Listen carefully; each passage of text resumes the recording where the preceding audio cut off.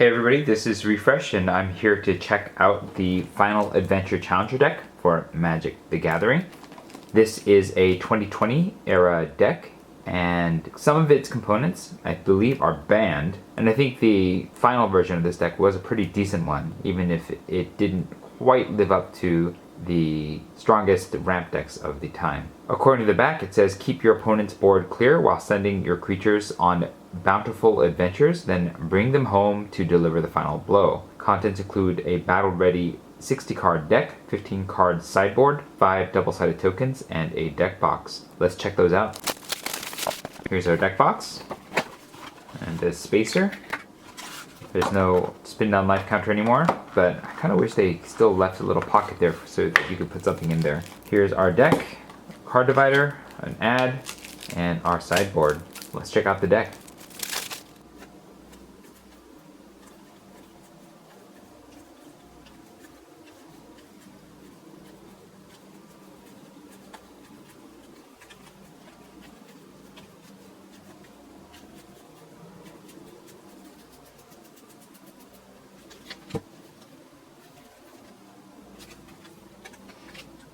And the sideboard.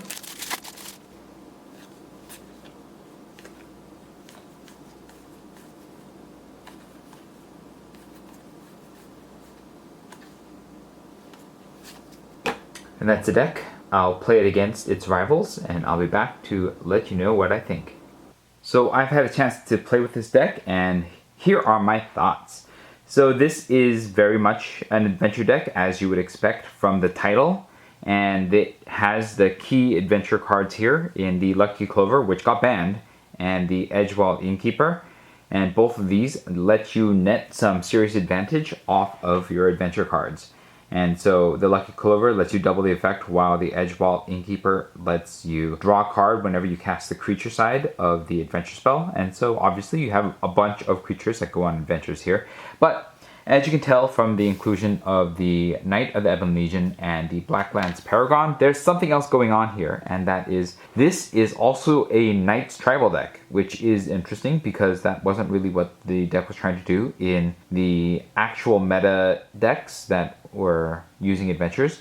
So what this deck is trying to do is not just get some massive value off of adventures, but if you can build a big enough board of Knights, and using their control abilities off like the Midnight Reapers or the card advantage abilities like off the Foulmire Knight, you can also use cards like the Smitten Swordmaster just to deal a pile of damage and gain you a bit of life in the process. And there's a bit of graveyard recursion, which is what this deck's trying to do in green and black as well, that you can use to recover sometimes or get a little bit additional card advantage. For example, using the Order of Midnight off the Lucky Clover will get you multiple cards back from your graveyard to reuse their adventure side or their creature side, depending on what you need at any given time. And to really hit that home, you have the Find Finality here. The Find half getting you whatever card you need from your graveyard, and then the Finality half getting you the ability to board wipe your opponent and save one of your own creatures in the process. The Finality half doesn't always save your creatures because it only puts 2+1/+1 counters on them, and so the only creatures that are really going to survive on your side of the board are the Murderous Riders, the Lovestruck Beasts, and maybe the Knights of the Ebon Legion if you were able to put some counters on them before. And so it's not perfect, but it is an alright backup plan for this deck. In addition to that, you have some additional quick removal spells in the Disfigures. I don't know how much I like those in this deck, but I guess you can't just rely on your 2 Murderous Riders. And I think that this deck could probably use some more. Other cards in this deck are not as good, but they kind of act as removal as well. Specifically the Blacklands Paragons and the Foulmire Knights. The Foulmire Knights being able to block something and trade with it because it has Death Touch, and the Blacklands Paragons flashing in with Death Touch, making it kind of more of an ersatz removal card. And so that is the basics of this deck. You also have a Vraska Golgari Queen in here, and this doesn't really play that well with what this deck is trying to do, but it is a decent value card, I guess, and a way to destroy your opponent's creatures.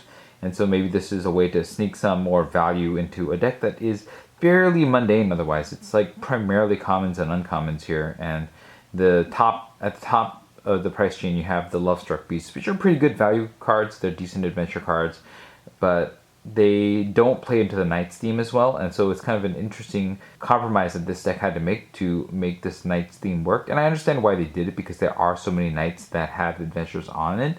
But you know, there are, if you look on the articles from the time and look for standard decks from the time, there are actually better adventure decks out there that did a lot more winning. But this is, I suppose, a way to contain the value that you have here. And you also have a Fabled Passage here, which is probably one of the more valuable cards in the entire deck, but there's only one.